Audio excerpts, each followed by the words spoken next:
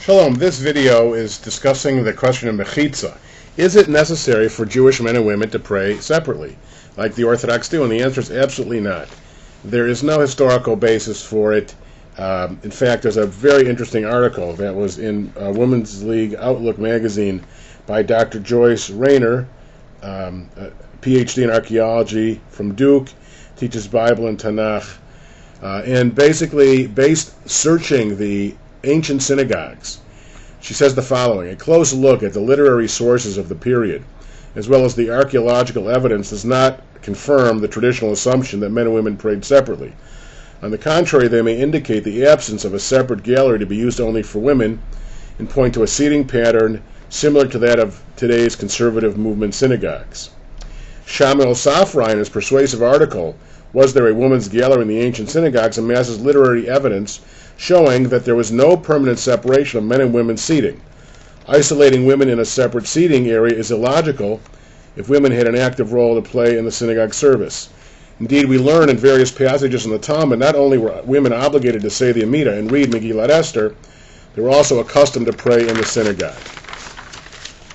One Talmudic discussion in Avodah Zarah relates that a Jewish man and talks about women's involvement. Two further sources specifically mention women in the synagogue, one from the Jerusalem Talmud and one from the Babylonian Talmud. And evidence from the Christian Bible can be added, for Paul spoke to women at the synagogue in Macedonia in Acts 16:3. All of this evidence, literary evidence, then demonstrates that women were accustomed to attending the synagogue on a regular basis.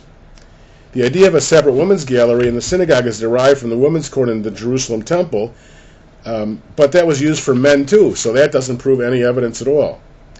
And the literature on synagogues is completely silent concerning women's galleries. So there's no evidence at all that women prayed separately in ancient times in the ancient synagogues, and the evidence seems to corroborate that they didn't. So given the absence of literary and archaeological data affirming a separate section for women's seating, it is well within the realm of possibility that men and women sat together to pray as many do today. So where did we get this custom? Well, the Muslims still pray separately. The Christians did for a long time.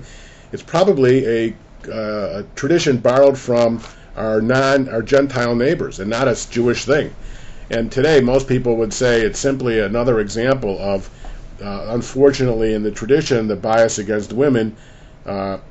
But the women shouldn't wear prayer shawls. Women shouldn't wear tefillin. Of course, Rashi's granddaughters did.